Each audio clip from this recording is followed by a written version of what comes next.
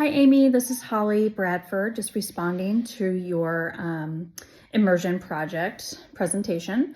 Thank you for the thorough research regarding Catholicism. I've honestly not researched or learned much about Catholicism, so this was very thorough.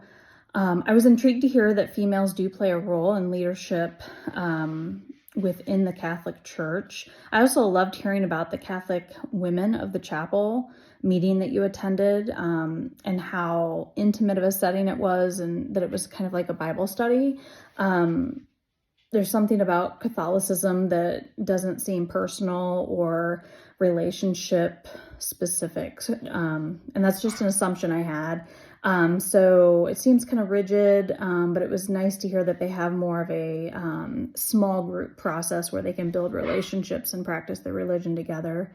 It was enlightening to hear that the women were welcoming and accepting of you and your questions, and that they didn't judge you for not knowing what to say and what to do at the right moment. Because I think people can be definitely thrown off by that and kind of turned off by it. I attended a Catholic baptism a few years back, and it was beautiful, but it was intimidating because I just didn't know it was a little bit uncomfortable. I just didn't know what to expect and, what to say at certain times, whatever phrases or statements that they recite. So if I had known, a little bit more about the process, I would have felt more comfortable.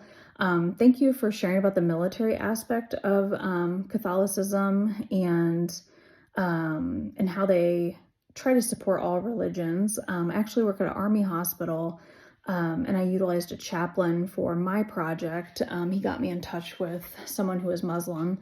And so I was able to interview that soldier and include it in my project. Fort Leonard Wood, Missouri they don't hold all religions, services for all religions. So that soldier actually drives like 30 minutes to an Islamic center that's the closest center that we have.